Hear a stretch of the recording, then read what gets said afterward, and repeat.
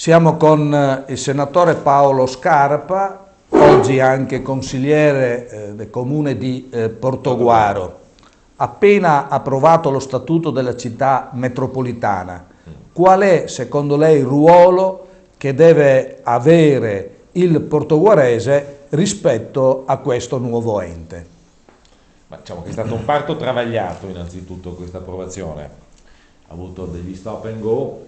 Oggi siamo dotati di uno statuto e quindi vedremo cosa sarà in grado di fare questa città metropolitana. Io non ho una grandissima aspettativa, parliamoci molto francamente, l'ho sempre dichiarato.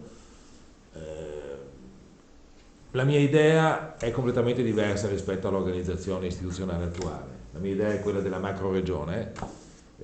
Semmai avrei mantenuto le province e avrei eliminato le regioni così come sono adesso. Comunque il dato di fatto è che la regione Veneto c'è, questa città metropolitana sta partendo.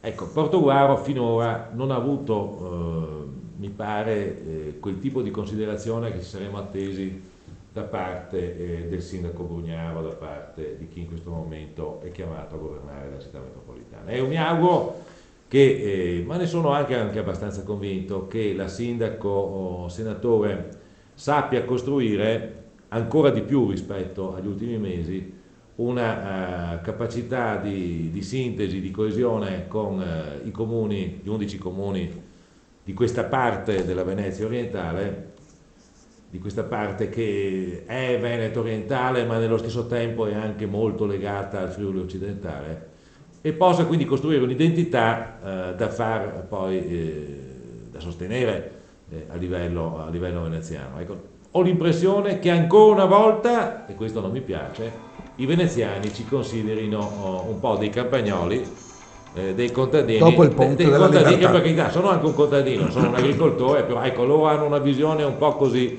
da elemento da sfruttare, da venire così a pescare voti, a pescare interessi. Ma onestamente finora io non ho mai visto una grande attenzione da parte di Venezia nei nostri confronti. Spero di essere smentito.